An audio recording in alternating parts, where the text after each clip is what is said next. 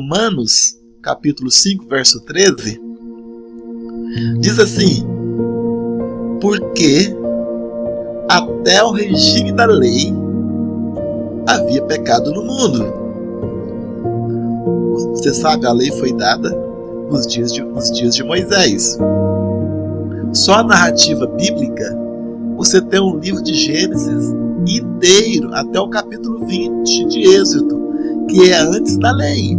A lei é dada no capítulo 20 de Êxodo. Paulo diz, olha, até quando a lei foi dada, havia pecado no mundo, mas o pecado não é levado em conta quando não há lei. Essa é uma afirmação impressionante. Havia pecado, mas o pecado não podia ser julgado. Por quê? Porque não havia lei. Está entendendo o que eu estou dizendo? Então eu vou te dar um exemplo simples que me ocorreu ontem. Você está numa rodovia. Essa rodovia tem um dono, ok? O dono da rodovia já estabeleceu que a velocidade máxima é de 100 km por hora. Ele já estabeleceu. Portanto, qualquer um que trafega a mais de 100 km por hora, ele está o quê? Pecando. Porque o dono já definiu. No entanto, o dono não colocou a placa. Não tem uma placa ainda escrito lá, limite de velocidade. Aí, se você agora vai dirigir naquela rodovia e você passa dos 100 km por hora, você transgrediu alguma lei? Não. Por que não? Porque não tem placa.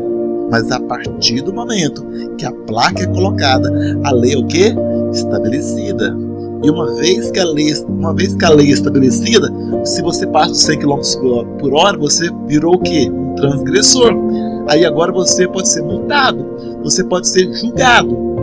Então a lei é que permite que o pecado se transforme em transgressão e assim possa ser julgado. Quantos que estão me acompanhando? Você tem que prestar atenção. Você já me conhece há muitos anos. Minhas pregações têm um raciocínio. Se você conversar um pouquinho, você perde o raciocínio e onde eu já me perdi. Então você tem que ir me acompanhando. Quantos chegaram até aqui? Aleluia. Essa é uma igreja inteligente. Mas aí Paulo diz que a lei só foi dada no tempo de Moisés. E antes da lei então, tinha pecado. Por que tinha pecado? No versículo seguinte ele diz que tinha pecado porque tinha morte. Esta é a prova de que tinha pecado. A morte reinou, desde Adão até Moisés. Então, se tem morte, tem pecado. Porque a Bíblia diz que o salário do pecado é a morte. Então, se tem pecado, se tem morte, é porque tem pecado. Mas não podia ter o juízo ainda, porque não havia lei para transformar o pecado em transgressão. Muito bem. É isso que está escrito lá em Romanos. Mas aí vem uma pergunta. Qual que é a pergunta? Como explicar o dilúvio? Como é que você explica o dilúvio? Ele aconteceu antes da lei. Deus veio, executou o juízo, mesmo sem a lei. Quando Paulo diz que sem lei o pecado não pode ser imputado, como então veio o juízo no tempo do dilúvio? Como veio o juízo em Sodoma e Gomorra? Como veio o juízo para os filhos de Judá? Não sei se você se lembra de Judá, né? Os filhos de Judá foram julgados e mortos por Deus. Como que isso aconteceu se a lei ainda não tinha sido dada? Essa é uma dúvida que, assim, normalmente as pessoas não têm, mas eu gosto de despertar em você. Só porque eu mesmo te dar a resposta agora. Amém? Quantos querem aprender algo hoje? Para você entender, tem que começar do começo. Lá em Gênesis 3, capítulo 15. Gênesis 3, 15. Depois que o homem pecou, vou até aproveitar e responder uma pergunta aqui que alguém mandou para mim. Pastor, lá em Gênesis começa com Deus amaldiçoando o homem a viver com o suor do seu rosto. Mas eu creio que agora O suor é bênção. O Senhor consegue explicar isso na graça? Olha, o que você crê ou não é uma coisa, o que está na Bíblia é outra. Primeiro, Deus não amaldiçoou ninguém com trabalho. Trabalho não é maldição, tá me ouvindo? Deus nem amaldiçoou o homem lá em Gênesis. Deus amaldiçoou quem? A serpente, quem mais? A terra. Deus disse o que para o homem? Maldita é a terra por causa da e para a serpente falou o que? Maldita és entre todos os animais, mas para o homem e a mulher não foram amaldiçoados. O homem e a mulher receberam da parte de Deus restrições por causa do pecado. Tá me entendendo? Para a mulher, qual foi a restrição? Dores de parto. E submissão ao homem. Restrição. Em lugares onde existe a família estruturada, onde o homem é cabeça e a mulher se submete à liderança masculina, muita confusão, muito problema restringido. E as dores de parto, não precisa entrar em detalhes, que elas restringem. Né? E o homem, qual é a restrição para o homem? Do trabalho das tuas mãos comerás. Você vai comer agora com suor, porque a terra está amaldiçoada. Então agora você vai ter que trabalhar para poder cultivar a terra. Aí você fala, então o homem agora vai se cansar, porque o suor simboliza isso, ok? Então o homem agora vai se cansar, vai se suar. Mas o trabalho em si não é maldição. A maldição é você ter que cultivar uma terra que agora vai produzir cardos e abrolhos. Tá bom? Jesus disse o que? Meu Pai trabalha até agora. E eu trabalho. E quantos trabalham com Ele também? Então estamos todo mundo trabalhando, porque trabalha de Deus. Amém? Mas sem suor. Sem suor. Porque nós fazemos agora é no descanso. No descanso. Muito bem. Respondida a pergunta, Gênesis 3,15, Deus fala para a serpente. Deus diz para o diabo: porém inimizade entre ti e a mulher, entre a tua descendência e o teu descendente. Este te ferirá a cabeça e tu lhe ferirás o calcanhar. Então essa é a primeira profecia da Bíblia. É chamada de proto-profecia, porque todas as outras profecias só aconteceram por causa dessa. E essa profecia foi dita diretamente para o diabo. E o diabo entendeu. Deus falou para ele: eu vou colocar inimizade entre você e a mulher. A mulher vai ter um filho. Aqui não diz o casal vai ter um filho. Aqui não diz Adão e Eva, né? Ou a mulher ou uma mulher vão se unir, vão ter. Não. A profecia é: a mulher vai ter um filho. A mulher vai ter um filho. E esse filho que a mulher vai ter, é claro que o diabo não sabia como que isso iria acontecer. O diabo não sabe tudo, ele não é Deus. Mas ele sabia o seguinte: a mulher vai ter um filho. E esse filho vai esmagar minha cabeça. Ou seja, esse menino que vai nascer vai ser um matador de serpente, um matador de dragão. E o texto diz: o Senhor diz, você vai ferir o calcanhar dele. Calcanhar é uma ferida que não vai matar. Dura 3 dias, mas depois cicatriza. Mas uma cabeça esmagada não tem mais volta. É a vitória completa. Na cruz do Calvário, aquele que é a semente da mulher pisou na cabeça do diabo. Ele foi ferido por 3 dias, mas no 3º dia ele ressuscitou, está vivo pelo século dos séculos, e nós estamos aqui na presença dele para adorá-lo. Alguém diga glória a Deus, aleluia. Oh Senhor Jesus, essa é a verdade do universo. Então o diabo sabia, vai nascer um agora ele não sabia que ia demorar tanto.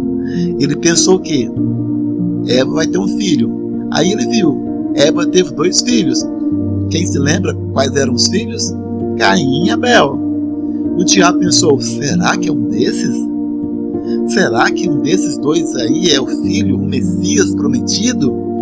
Ele então observou e viu que Deus aceitou o sacrifício de Abel. Abel foi aceito por Deus, Caim não. O que ele faz então? Ele usa Caim para matar Abel. Por que ele quer matar Abel? Não é uma questão pessoal, Abel, mas me perdoe, eu não posso correr o risco, né? Você sabe, né? Vá que você é o matador de dragão, né? Entendeu o que o diabo está fazendo? Tentando impedir a vinda do Messias. Você vai ver isso em toda a Bíblia. O diabo tentando impedir a vinda do Messias. Quando Deus chamou Abraão, por exemplo, Deus chamou Abraão e Deus falou para Abraão: de ti farei uma grande nação, e na sua descendência, na sua semente, todas as famílias da terra serão abençoadas. O diabo ouviu, o diabo está vendo. Deus está levantando o homem, através desse homem vai abençoar todo mundo, porque ele vai ter um filho. O que o diabo faz então? Ele tem que impedir o filho. Então não é por acaso que Sara era estéril. Depois vem Isaac, Rebeca era o que? Estéril. Depois vem Jacó e Raquel era o que? Estéril. Porque você pensa, ai meu Deus do céu, tinha epidemia de esterilidade naquela época? Não, porque o diabo entendeu, vai vir de Abraão, é da linhagem de Abraão, então vou ter que intervir aqui. Aí Jacó teve 12 filhos, pela lei ou pela determinação, divina, era pelo primogênito. Mas Rúben foi rejeitado porque ele coabitou com a concubina do pai. Lembra disso? Aí o outro filho, chamado Simeão, juntou com Levi e fizeram uma coisa muito ruim, Não sei se vocês lembram da história, dos siquenitas, como ele foi desleal e matou Siquém de maneira traiçoeira. Foi rejeitado também. Os 3 primeiros filhos foram rejeitados. O diabo concluiu o quê? É o quarto. Quem era o quarto filho de Jacó? Judá. Jesus é o leão da tribo de Deus, escolheu Judá. Mas aí aconteceu o quê? Judá teve um filho. É óbvio então que vai vir da linhagem de Judá, o filho de Judá está envolvido. Só que o filho de Judá é um ímpio e Deus mata ele. Pela lei do levirato tinha que vir o segundo filho tinha que assumir o lugar do primeiro para dar continuidade. Mas diz a Bíblia que esse cidadão, quando ele tinha intimidade com a Tamar, a mulher, ele lançava o sêmen na terra. E a Bíblia fala que Deus viu isso e Deus fez o quê? Deus matou ele. Só por causa disso? Só por causa disso? Presta atenção. É que você pensa que as intervenções divinas são por causa do pecado, do juízo do pecado. Não. Tudo é por causa de Cristo. Por uma inspiração satânica, aquele rapaz estava tentando impedir o nascimento do Messias. Ninguém pode impedir, ninguém pode resistir. O que Deus faz? Elimina ele. Está entendendo o que eu estou dizendo? Tamar entrou para a genealogia de Jesus, mesmo ela sendo pecadora. Por quê? Porque ela, por causa da atitude, da postura dela, é que Judá entregou o outro filho para que ela pudesse gerar o descendente do Messias. Como está registrado lá em Mateus. Impressionante, verdade? Depois o povo de Israel desce para o Egito, apareceu um faraó e esse faraó resolve fazer o quê? Destruir o povo. Veja, não faz sentido. Você tem um exército de escravos à sua disposição e de repente o cara fala, não, vamos eliminar esse povo. Você quer eliminar a mão de obra de graça que você tem, não paga nada. Mas por que o diabo queria fazer isso? Porque ele quer impedir a vinda do Messias. Depois você vai ver em toda a história de Israel, os povos vizinhos, por que Deus odeia tanto a idolatria? E fica pensando, Deus, idolatria, Deus tem os ciúmes e tal, tem uma visão natural. Não, é tudo por amor a você, tudo por amor a você, tá me entendendo? Se Israel tivesse misturado com aqueles deuses idólatras, tá me ouvindo? Eles teriam contaminado a escritura com outros textos. Imagina ter um texto lá de Baal, carta de Astarote, cantares de Astarote, seria uma coisa terrível. Então Deus não podia permitir. Por isso Deus tinha que guardar o quê? A Bíblia que estava sendo formada para abençoar você aqui hoje. Maravilhoso isso, Lembra do dia de Esther? Levantou-se lá um cara endemoniado chamado Amã, e ele conseguiu que o rei aprovasse uma lei autorizando que durante um dia, ia ser um dia especial, onde não seria crime matar um judeu. Qualquer um que quisesse matar um judeu podia matar. Em todo o império. Olha que coisa terrível isso. E era um dia 13.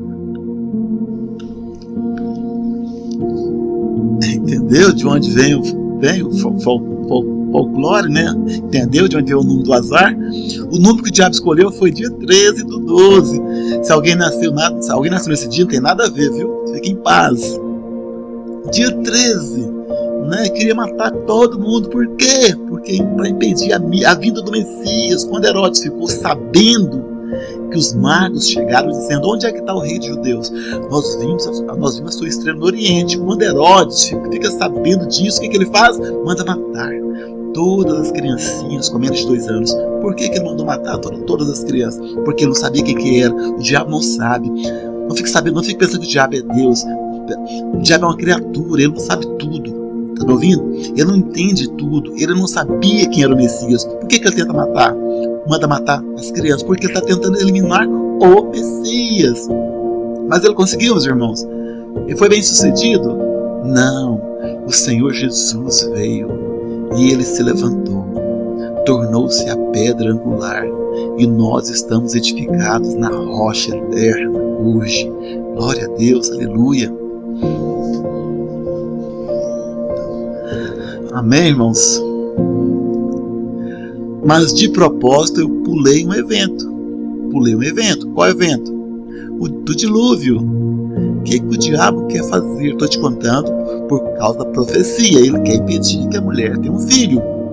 A mulher não pode ter esse filho, porque esse filho vai ser o meu filho. Então o diabo está tentando impedir. E aí lá em Gênesis capítulo 6, projeta para mim, por favor. Gênesis capítulo 6. Começa uma coisa interessante.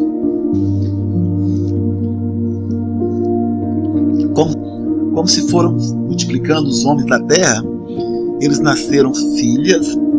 Vendo os filhos de Deus que as filhas dos homens eram formosas, tomaram para si mulheres, as que entre todas mais lhe agradaram. Então, nesse texto aqui, você vê que depois, né, que Caim matou Abel, Deus continuou a linhagem através de um outro filho de Adão, chamado Sete. Por meio de Sete, então, vai vir Jesus. Sete gerou Enos, depois você vai ver Enoque, Matusalém, até chegar em Noé. É uma linhagem escolhida. Mas aí, no certo ponto, qual foi a tática do diabo? Vamos misturar as duas linhagens, porque simultaneamente Caim também continuou tendo filho. Então na terra tinha os descendentes de Caim e os descendentes de Sete. E o diabo falou: vamos misturar. Mistura sempre é uma estratégia maligna. Sempre. Muito cuidado com a indiferenciação. Deus não gosta de indiferenciação.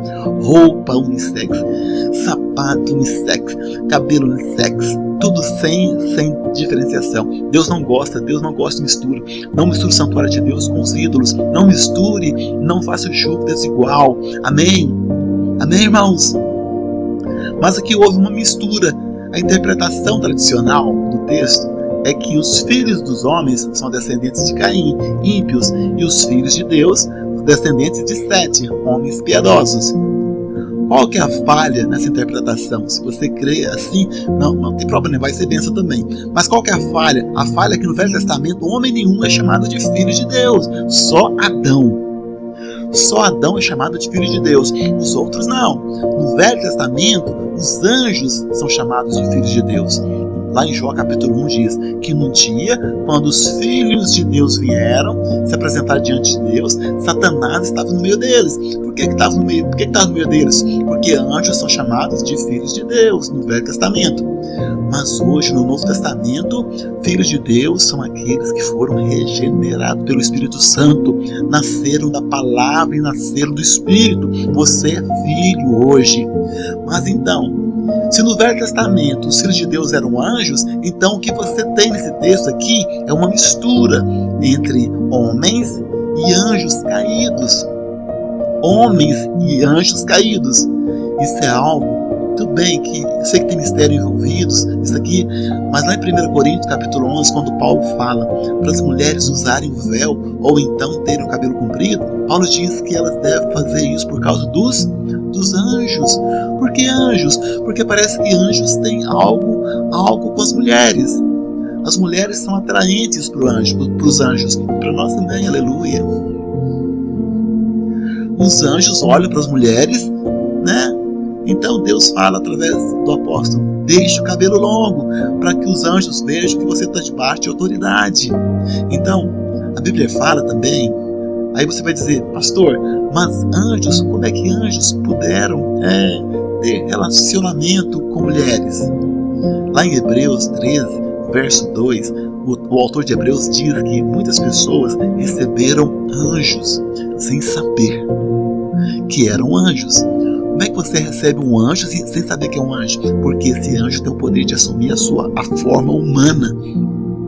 Deus deu a ele os poderes que não deu a você, né? O diabo pode se transformar até em anjo de luz, né? Então demônios podem sim assumir formas humanas, assim como os anjos de Deus, que são enviados às vezes. Isso acontece. Tem um pastor que já é falecido, ele me contou um dia que ele teve um acidente numa rodovia aqui em Goiás, e o carro dele, não sei como que aconteceu, eu sei que o carro capotou, ele foi lançado fora e ele ficou estendido no meio da pista. E ele não conseguia se mover, não conseguia se mover. E ele então clamou ao Senhor, falou: Senhor, eu não morri no acidente, me livra agora de ser atropelado por um carro que vai vir agora, né? Mas ele não conseguia. Ele disse, quando ele acabou de orar, apareceu um homem enorme, negro, muito forte, e pegou ele nos braços, colocou ele do lado da estrada e falou para ele: não se preocupe, o socorro já está a caminho. Virou as costas e foi embora. E na hora ele sentiu, né, o Espírito falando com ele. Deus mandou um anjo, e era negro, hein? Negro. Isso é só para deixar os irmãos em paz, se a sua cor não é tão clarinha quanto você queria. Deus tem anjos escuros também, bem? Não é só loirinho do olho azul, não, né? Tem anjos brasileiros também, amém, aleluia. Ele teve uma experiência com o anjo, coisa maravilhosa, mas o anjo apareceu para ele não com asas, não com brilho, apareceu como homem. Entendeu? Se fosse um homem comum, não ia embora, filho. Se fosse um homem comum, teria ficado lá para resolver o problema. Mas os anjos não. Já providenciaram ajuda, colocaram ele lá e já estou indo embora. Igual o anjo que tirou Pedro da cadeia. Levanta, põe a roupa, põe o sapato, pega pela mão, leva para fora, e na hora que passou o portão, o anjo vai embora. Segue em frente. E Pedro vai sozinho. É assim que funciona com o anjo. Será que você não encontrou um anjo já? A minha mãe tinha uma teologia. Minha mãe era cheia de teologia. Ela é cheia de teologia. Ela falava: muito cuidado com alguém que te pede esmola. Pode ser um anjo. Eu falava: meu Deus, será que tem um anjo fazendo isso comigo? Até hoje eu não consigo esquecer o que mãe ensina, vira um troço na sua mente, né? E até hoje, quando eu paro no sinaleiro e alguém chega com uma mãozinha, eu falo: me responde uma coisa. Passou aí muito amigo meu, ele disse que o seguinte: quando ele era criança, ele ouviu dizer que os anjos também se disfarçavam, né, de gente. Ensinaram para ele olhar para o pai dele, ele dizia: meu pai é bom demais. Ele dizia: meu pai é um anjo, meu pai é um anjo. E ele dizia, ele me contando, ele falava: como que eu posso descobrir se ele é um anjo, se meu pai é um anjo? E aí um dia ele teve uma ideia, ele falou: se meu pai é um anjo, anjos não mentem. Então eu vou perguntar para ele. Porque se eu perguntar se ele é um anjo, ele vai ter que responder. Aí ele chegou pro pai dele e falou: pai, eu quero te fazer uma pergunta. E você responde com muito temor: o senhor é um anjo? O pai dele sorriu, né? Aí falou: não, sou um mensageiro enviado de Deus. Eu amo esse povo crente, é uma festa. Oh Deus! E ele foi embora pensando: ele não é um anjo, ele é um mensageiro. Aí o irmão mais velho falou: largue de ser bobo, anjo é mensageiro, rapaz. De maneira que eu acho que ele guarda esse mistério até hoje consigo. Brincadeira. É claro que ele cresceu e entendeu, né? Então, irmãos, anjos têm poder de assumir forma corpórea. Então não fique pensando que isso não poderia ter acontecido. E lá em Judas, no capítulo 1, no verso 6, Judas diz que esses anjos fizeram isso. Olha o que diz: e há anjos que não guardaram o seu estado original, mas abandonaram o seu próprio domicílio. O que é o domicílio, irmãos? O que é o domicílio? Casa. Qual é a casa que você vive hoje? É o seu corpo. Você não é o seu você não é o seu corpo, você está aí dentro do seu corpo. A Bíblia diz que o seu corpo é a sua casa terrestre. Casa, uma outra palavra bonita para casa é domicílio. Onde é que é o seu domicílio? É a sua casa. Quantos estão entendendo o que eu estou dizendo? Esses anjos não guardaram o estado original deles. O estado original deles era angelical. E eles resolveram deixar esse estado e abandonar o próprio corpo angelical e assumir um corpo de homem. E ele tem guardado sobre trevas e algemas eternas para o juízo do grande dia, como Sodoma e Gomorra e as cidades circunvizinhas. Esses anjos se entregaram a quem, meus irmãos? Prostituição, seguindo após outra carne, porque uma é a carne dos anjos, outra é a carne humana. Eles seguiram após outra carne diferente da deles, por isso houve essa união. Então, o que aconteceu nos dias de Noé? Volta lá para Gênesis capítulo 6. O que aconteceu nos dias de Noé? Os anjos caídos resolveram ter sexos com as mulheres, e dessa união nasceu gigantes, diz a Bíblia. Verso 4, olha o que diz: ora, naquele tempo havia gigantes na terra. E também depois, quando os filhos de Deus possuíram as filhas dos homens, então havia gigantes. Preste atenção, qualquer pessoa aqui que entende um pouquinho de genética, ele vai entender o que eu estou dizendo. O DNA não muda espontaneamente. Não tem esse negócio de vamos ter um filho, tendo filho, um belo dia nasce um menino que é gigante. Então, toda mutação genética tem uma causa externa. Está me ouvindo? Tem uma causa. Então, Deus não criou gigantes. Gigantes apareceram na terra por causa da união desses dois. Esses gigantes, essa palavra gigante no hebraico é Néfil. No plural, o plural é Nefilim, gigantes, Nefilim no hebraico. Então, esses Nefilins, vamos chamar assim em português, eles não são realmente gigantes. A tradução dessa palavra no hebraico significa traidores, não caidores, né, que fazem cair, destituídos de piedade, de vida. Então são criaturas que têm aparência humana, parecem homem, mas já não são homens puros, são híbridos, são misturas, são, para usar uma linguagem mais das histórias de quadrinhos, são o quê? Mutantes. São mutantes. Quantos estão me acompanhando até aqui? E ainda não falei para você o que eu vim falar, então você tem que me acompanhar até eu chegar lá, amém? Mas eu vou chegar, em nome de Jesus.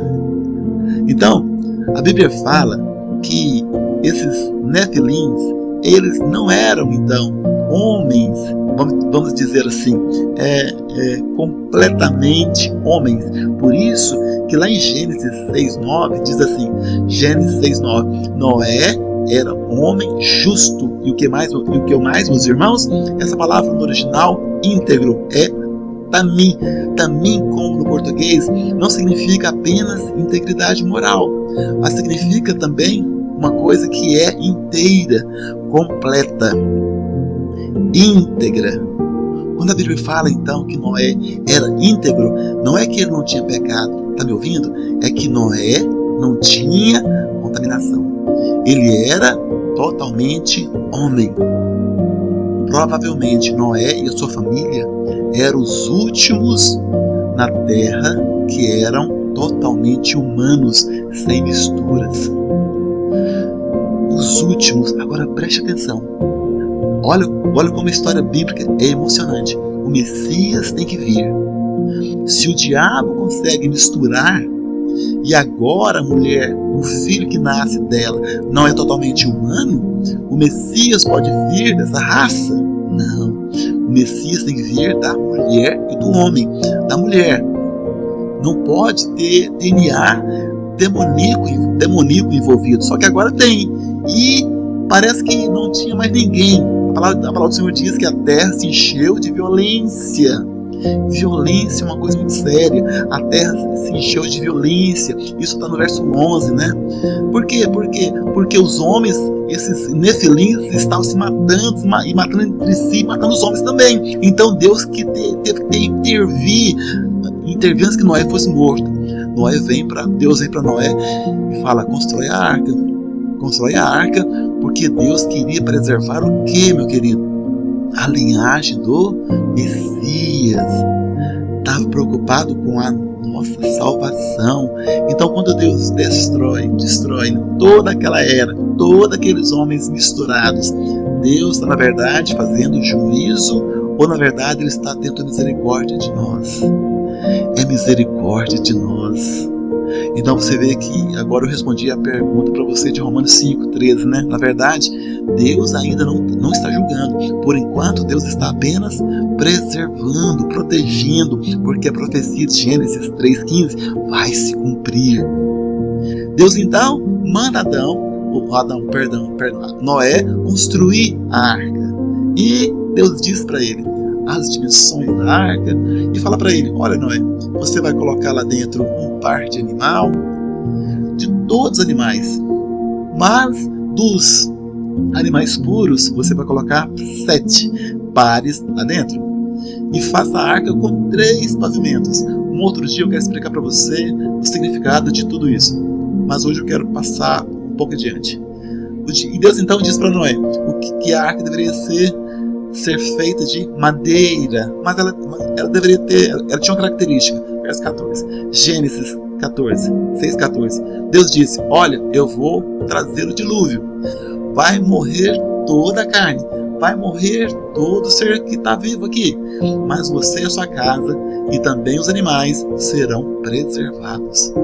Isso significa que a arca é um tipo de Cristo. Presta atenção, o dia da ira virá. Mas assim como foi no dilúvio, a ira não pode tocar em você, porque você está dentro da arca, que é Cristo. E estando em Cristo, o juízo não pode chegar até você. Estando em Cristo, você não sai da arca também. Veja, às vezes eu encontro irmãos, eles têm uns raciocínios tão tortos, né? Eu digo para eles: irmãos, você não perde mais a salvação, você é como Noé, você está dentro da arca. E aí eles falam: mas se Noé quiser sair da arca, não pode. Por quê? Porque a Bíblia fala que quem fechou a porta da arca foi Deus, e Deus fechou pelo lado de fora. Tá me ouvindo? Não foi Noé que fechou por dentro. Deus falou: entra. Quando Noé entra, Deus fecha a arca. Acabou, meu amigo. Deus já fechou você no aprisco. O diabo não toca você e nem você pode sair mais. Tá me ouvindo?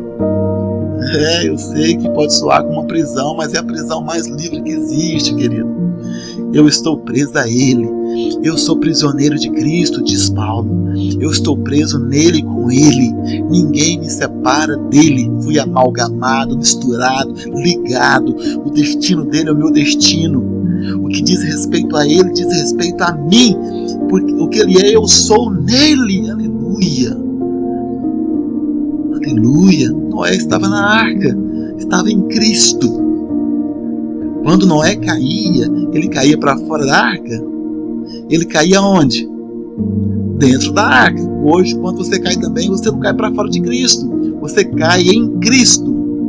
Você está em Cristo. O dia que você está de pé, e você está de pé, e o dia que você tropeça também, você está em Cristo. Você está cantando, o dia que você está murmurando, eu sei que nós tropeçamos e caímos, mas não podemos cair para fora da arca mais. Nós caímos dentro da arca. Quantos sentem essa segurança? Eu sei que tem muita gente que vive com tanto medo, meu Deus do céu, com tanta insegurança, porque eles acreditam muitos acreditam que tem que colocar medo nos irmãos, porque se os irmãos tiverem medo, eles vão ser mais fiéis. Eles pensam: não vai, mas é mentira, não vai não. Eu estava vendo um documentário, a construção da ponte Golden Gate, em São Francisco, na Califórnia. Uma ponte muito alta.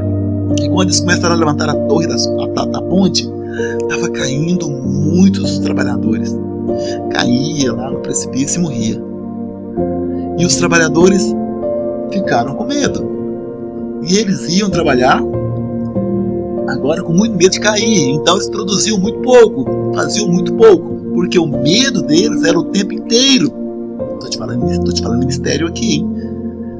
E aí os construtores tiveram uma ideia.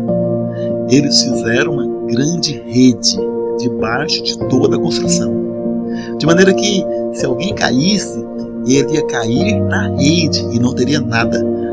Mas aconteceu um fenômeno interessante. Depois que colocaram a rede, os trabalhadores ficaram seguros. Eles disseram: podemos trabalhar à vontade, que se escorregar, nós estamos seguros. Só que ninguém escorregou mais. E eles estavam tão seguros que não teria problema, que o problema não aconteceu mais. Eu vou te dizer uma coisa: quanto mais medo você tem, menos fruto, menos você produz, menos você é útil nas mãos de Deus. O dia que você está em paz, eu estou nas mãos de Deus, Ele me segura, eu posso sair, eu posso pregar, eu posso orar. Os riscos continuam, os riscos estão lá, mas você não vai cair. Sabe por quê? Porque você tem segurança, tem uma rede debaixo de você. O abismo não pode mais te engolir. A rede que é Cristo te protege. Alguém diga aleluia. E aí, vamos continuar a história. Deus falou para ele: faz uma arca de tábuas de cipreste, nela farás compartimentos e a calafetarás. Essa palavrinha chique, né? Calafetar significa o quê? Impermeabilizar. Quase estão comigo? Calafetarás com betume por dentro e por. Muito bem. Essas duas palavrinhas são importantes. Eu tenho que olhar aqui a palavra certinha para não errar. Calafetar no hebraico é kafar. Kafar é calafetar, mas não é só calafetar. Em todo o livro de Levítico, Números, Deuteronômio, essa palavra kafar é traduzida como expiação, pagamento pelo pecado, o sangue derramado. Olha que coisa interessante. Você pega a arca e você vai impermeabilizar ela agora com sangue da expiação. Mas aí ele fala: vai calafetar com o quê? Betume. Betume é kefé, que literalmente também significa piche. Sabe o que é piche? Que faz asfalto, aquele troço preto grudento. Piche, que faz asfalto. É a palavra kefé. Mas também essa palavra na Bíblia, ela é traduzida como o preço do resgate. Não é interessante isso? O Senhor está dizendo: você vai pegar a arca e vai impermeabilizar ela com sangue, porque o sangue é o preço do resgate. E é por dentro e é por fora. Isso significa que por fora as águas do juízo não podem mais atingir você. E por dentro as palavras de condenação não podem mais ter poder sobre você. Você é guardado por dentro e você é guardado por fora. Eu amo a palavra de Deus. Quantos amam a palavra de Deus? É tudo muito perfeito. Nós estamos em Cristo, mas nós também estamos envolvidos pelo seu sangue. E o seu sangue impermeabiliza você. Oh, aleluia. Está me ouvindo? Não tem vazamento espiritual na sua vida. Não tem brecha para condenação. A ira nunca vai chegar sobre você. A obra do diabo não tem espaço sobre você. Você está calafetado. Aleluia. Você crê nisso, meu irmão? Eu creio nisso. É o que a palavra do Senhor nos declara. Eu amo a palavra de Deus. Mas aí então veio o dilúvio. Deus mandou que Noé entrasse na arca. Então choveu. A Bíblia fala que as fontes do abismo e as comportas do céu foram abertas. O juízo veio de todos os lados. 40 dias, 40 noites. Na Bíblia 40 tem significado. Não vou entrar nesse detalhe com você. Choveu 40 dias sem parar. Depois, as águas ainda ficaram 150 dias cobrindo todos os montes. Mistério, milagre divino. Finalmente, a Bíblia fala que no dia 17 do 7º mês, a arca pousou sobre o monte Ararat. Na Bíblia não tem detalhe insignificante. Está me ouvindo? Por que a Bíblia fala a data que a arca pousou? Dia 17 do 7º mês. Lá em Êxodo, quando o povo vai participar da Páscoa, no capítulo 12, e eles estão no 7º mês. Mas Deus diz para Moisés: a partir de agora, esse mês vai ser o primeiro, que é o mês de Abib. A partir de agora, ele vai ser o primeiro. Por quê? Vocês estão começando uma nova vida. Vocês vão entrar num novo tempo. Então vai ser um ano novo agora. Mas eles, na verdade, estavam no 7º mês. Então, e Deus falou o quê? No 14º dia, vocês celebrem a Páscoa. Que dia que era Páscoa, meus irmãos? Dia 14. Que dia que Jesus morreu? No dia da Páscoa. Então ele ressuscitou que dia? Dia 17. Que dia que a arca pousou no monte? Dia 17 do 7º mês, que virou o primeiro. Tinha que ser porque a arca aponta para Cristo.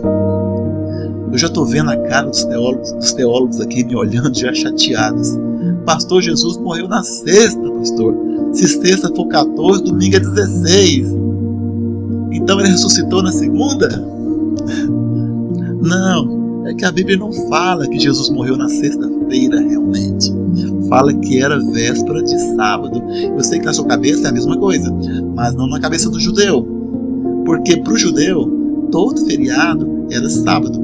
Não importa o dia da semana que caísse, era Shabat. E naquele ano, o Shabat tinha caído provavelmente na quinta-feira. Então Jesus, na verdade, morreu na quarta ou na quinta. Mas uma coisa é certa, ressuscitou no domingo. Então foi de quinta para domingo. 3 dias ele esteve no ventre da terra, mas no primeiro dia da semana ele ressuscitou. Então não é por acaso que a arca também pousou no dia 17. Quantos dizem amém? Mas ela pousou aonde? Pousou no monte, quem se lembra o nome? Ararat. Também não é por acaso. Arar, em hebraico, significa maldição. Ararat significa maldição revertida. No dia 17 do 7º mês, a arca pousou no monte, onde toda a maldição foi revertida. A maldição foi revertida. Olha para cá. O que significa a maldição foi revertida? Significa que antes você vivia debaixo de doença, agora foi revertida. Você vive debaixo de saúde. Você vivia antes na miséria, a maldição foi revertida. Você agora vive em cima da prosperidade. Você está em cima de um solo, uma rocha poderosa. A arca que é Cristo já te colocou lá. Você está numa posição de bênção. A maldição foi revertida para sempre. Gálatas 3:13. A Bíblia fala que o Senhor se fez maldição por nós, porque está escrito: maldito aquele que foi pendurado no madeiro. Ele foi pendurado no madeiro. Então a maldição já foi revertida, removida da sua vida, querido. Tudo isso que eu estou te falando, se você tem aquele aplicativo que eu uso, para chegar lá que está tudo lá. Amém? Eu já te passei isso. Se você não tem, me manda mensagem que eu te mando o link de novo, tá bom? Olha para cá. E isso tudo nos mostra a nossa bênção, mas também nos mostra como é perfeita a palavra de Deus. Mas agora que eu quero chegar onde eu queria chegar. E o motivo pelo qual eu mudei a minha pregação. A Bíblia fala que a arca pousou na montanha, mas as águas continuaram. A arca pousou, mas quando Noé, na janelinha, só tinha uma janelinha na arca, significa que você tem que olhar para fora só o mínimo necessário. Quando Noé olhava pela janelinha, ele ainda via água, mas a arca já estava no lugar sólido. Mas quando ele olhava, ele via água. Aquela água era símbolo de quê? Do juízo, da condenação. Quando Noé olhava, ele só via juízo e condenação, mas a arca estava no lugar sólido. Assim é você também. Você hoje está em Cristo, você está no lugar sólido, mas às vezes você olha ao seu redor e você fala: o pastor fala que eu fui liberto da maldição, mas eu estou vendo ainda maldição aqui, estou vendo maldição ali. Tudo bem, você pode olhar ao seu redor e você ainda está vendo muita maldição, mas você já está firmado no monte da maldição, revertida, querido, mesmo olhando ao redor. E aí o que Noé faz? Vamos ler na Bíblia, Gênesis 8, verso 6. Gênesis 8, 6. Ao cabo de 40 dias, abriu Noé a janela que fizeram na arca e soltou um corvo, o qual, tendo saído, e voltava até que secaram as águas de sobre a terra. O corvo foi, mas não voltou. Por que você acha que o corvo não voltou? O corvo é uma árvore imunda que come carniça. O que você acha que tinha sobre as águas? Muita carcaça, muito corpo em decomposição. Os corvos olharam e disseram: maravilha. Não, era um casal, né? E os dois se banquetearam. O que simboliza corvo? Corvo é carne.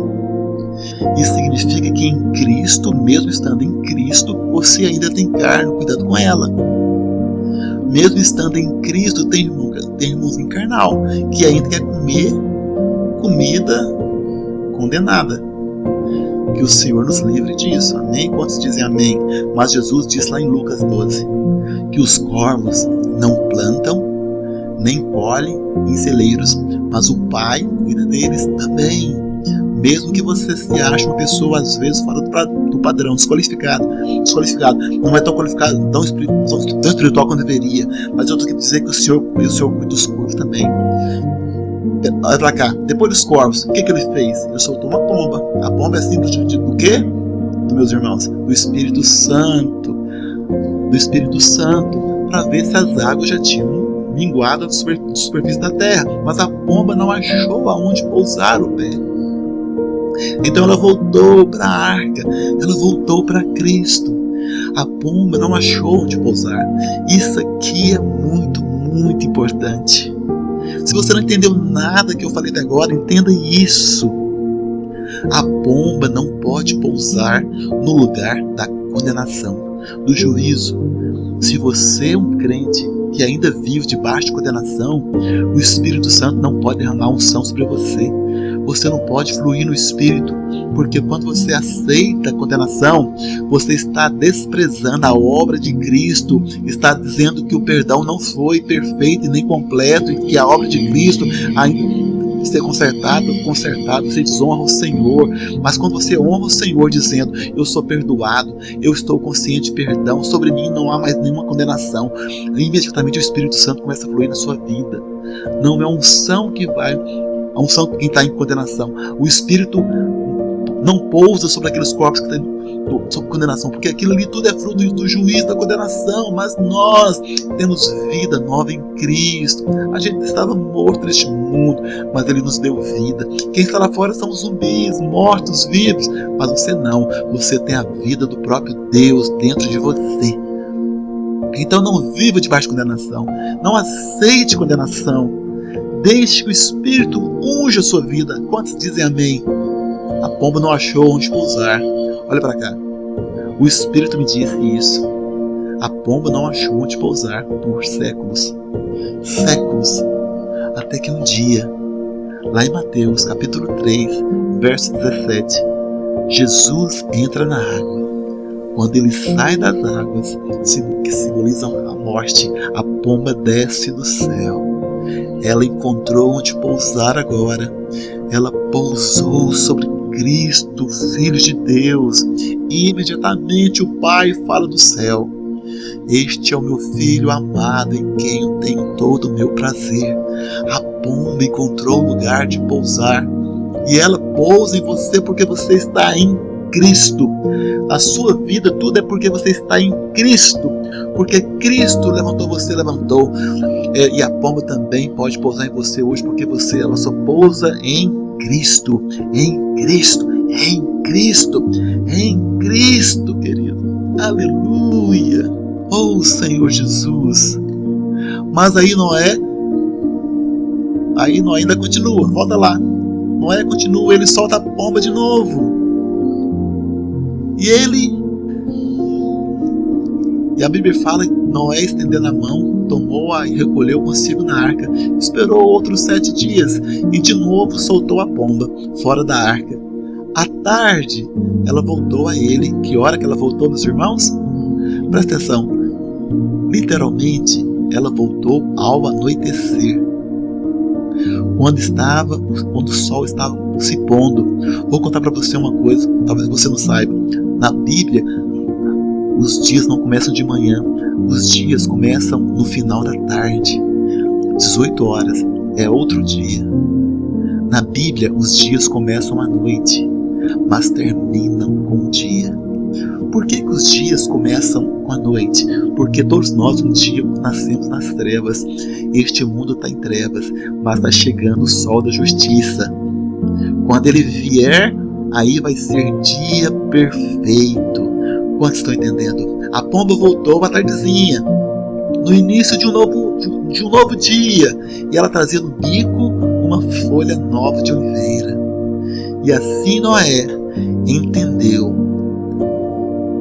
A pomba trouxe uma mensagem para Noé. Qual que é a mensagem que a pomba trouxe? A folha nova de figueira simboliza paz, mas ela também aponta para Cristo, que é o renovo da oliveira, o broto da oliveira. Essa oliveira não nasceu em cima da montanha. A oliveira não suporta muito frio, então as águas já estavam baixadas. A pomba trouxe a folha da oliveira e Noé entendeu que ela trouxe uma mensagem. Qual foi a mensagem que a pomba trouxe? A mensagem que ela trouxe é: cessou o juízo, acabou a condenação. Vocês são livres agora, não haverá mais ira da parte de Deus. Eu quero dizer para você que essa foi também a folha de oliveira naquele dia. Quando Jesus sai da arca e a pomba desce, ela também desceu com a mensagem. Só que a mensagem que ela desceu foi falada. O pai disse: este é o meu filho amado, em quem tenho todo o meu prazer. As pessoas ouviram, elas entenderam. Isso não foi falado para Jesus ouvir, porque Jesus já sabia. Foi falado por causa de mim e de você. Essa é a folha verde no bico dela. Está me ouvindo? Junto com a pomba, ela sempre traz a mensagem: você é amado do Senhor. Você é amado do Senhor. Diz a Bíblia, já estou encerrando, não tenha pressa. Diz a Bíblia que Noé depois sai da arca. O ato de sair da arca significa que ele está entrando numa nova vida, a vida de ressurreição. As coisas velhas passaram, agora um novo mundo. Mas Noé poderia continuar com medo. Cada vez que trovejasse, ele poderia pensar: deve ser de novo a ira de Deus vindo sobre nós. Noé poderia viver atemorizado, ele, seus filhos, seus descendentes. Mas Deus nos ama, Deus não quer ver você amedrontado. Fuja daqueles que põem medo no seu coração. Qualquer pregador que tira a segurança e põe medo, não ouça, não ande atrás dele. Está me ouvindo? A palavra, a mensagem que está no bico da pomba é: tenha paz, tenha segurança. O juízo cessou, acabou, a ira está satisfeita. Você crê nisso? E a Bíblia fala então que Deus colocou. Eu estou contando para você a história porque meu tempo acabou, mas está na Bíblia. A Bíblia fala que Deus colocou um arco-íris no céu e falou: esse vai ser o sinal da minha aliança. Cada vez que você vê o arco-íris, fique sabendo, não haverá mais dilúvio, não haverá mais juízo dessa maneira. Quantos estão me acompanhando? Mas na cruz, eu creio que Cristo fez algo maior. A Bíblia fala que lá no Calvário, às 9 da manhã, ele foi levantado. Às 9 da manhã era o horário que todos os dias, lá no templo, eles sacrificavam o cordeiro da manhã. Todo dia, naquele momento, ele foi levantado. Ao meio-dia, a terra escureceu e o dia virou noite. houve trovões, houve terremotos, a terra se convulsionou. O Filho de Deus estava sofrendo toda a ira de Deus, toda a ira de Deus, do pecado de todos os homens que já viveram e ainda viverão. É muita coisa, é muita gente, é muito pecado. Tudo foi lançado sobre ele. Ao meio-dia, às 3 da tarde, ele estava vivo. E vivo, ele disse: está consumado. Mas antes disso, ao meio-dia, ele clamou: Eli, Eli, lama sabachthani. Deus meu, Deus meu. Jesus nunca chama Deus de Deus no Evangelho, nunca. Ele sempre Pai, sempre Pai. Essa é a única ocasião em que ele grita por Deus. Por quê? Porque nessa hora aconteceu algo misterioso. Ele foi separado de Deus, não entendemos isso, está além da nossa compreensão. Porque os pecados fazem separação. Isso faz parte do juízo, da condenação, a separação, o distanciamento de Deus. Ele experimentou no nosso lugar, por isso ele clamou: Deus meu, para que eu e você hoje pudéssemos clamar: Abba, Pai. Alguém pode dizer Abba, Pai hoje? Mas às 3 da tarde, ele pode agora dizer: está consumado. Preste atenção. Depois de ter dito está consumado, ele continuou vivo. Isso é importante, por quê? Porque no Velho Testamento, quando o fogo da ira vinha sobre o sacrifício era consumido. Mas Cristo agora, no verdadeiro sacrifício, absorveu toda a ira de Deus e foi maior ainda do que ela. E ele continuou. Cristo é maior do que o somatório de tudo. Se você somar a vida de todos os homens, todos os pecados dos homens, a vida dele ainda é maior. Isso significa que o pagamento dele foi mais do que suficiente para pagar a sua dívida, não só a sua, mas a do mundo inteiro. Que essa verdade seja viva no nosso coração para sempre. Agora eu creio. É só a minha imaginação. No momento em que ele diz Pai, observa que agora ele ora Pai. Ele não diz Eli, Eli. Ele diz Pai. Por que ele diz Pai? Porque está consumado. Está terminado. A dívida está paga. A ira está satisfeita. Ele volta a dizer Pai, nas tuas mãos entrego o meu espírito. E ele então morre. Na hora que ele morre, o céu se abre. As trevas se vão. A Bíblia fala que teve trovões. Eu imagino que teve chuva. É só minha imaginação. Mas na hora que o céu se abre, eu imagino que apareceu um arco-íris no céu também. Porque agora, para nós, na nova aliança, o arco-íris não é mais só que não haverá mais juízo de dilúvio. Isso significa que para você não haverá mais juízo nenhum. Para a gente encerrar, vamos ler Isaías capítulo 54. Gosto muito deste texto. Diz Isaías 54, verso 9. Diz assim a palavra de Deus: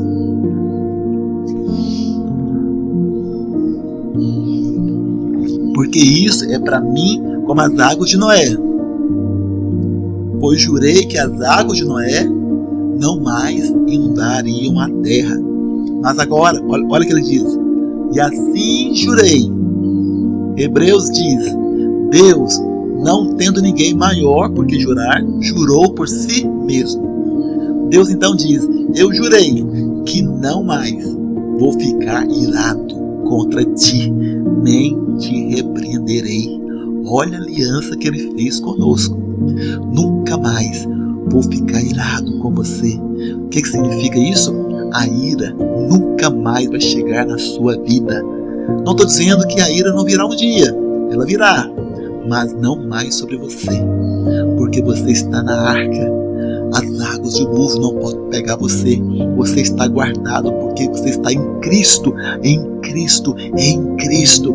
Você está na posição, no lugar estacionado, onde a maldição foi revertida. A arca pousou no dia da ressurreição, porque Ele está vivo, e vivo intercede por você e guarda você. Você não tem Você não tem que ter mais medo do amanhã, não tem que ter medo de coisa alguma. Por isso o amor de Deus é aperfeiçoado no seu coração.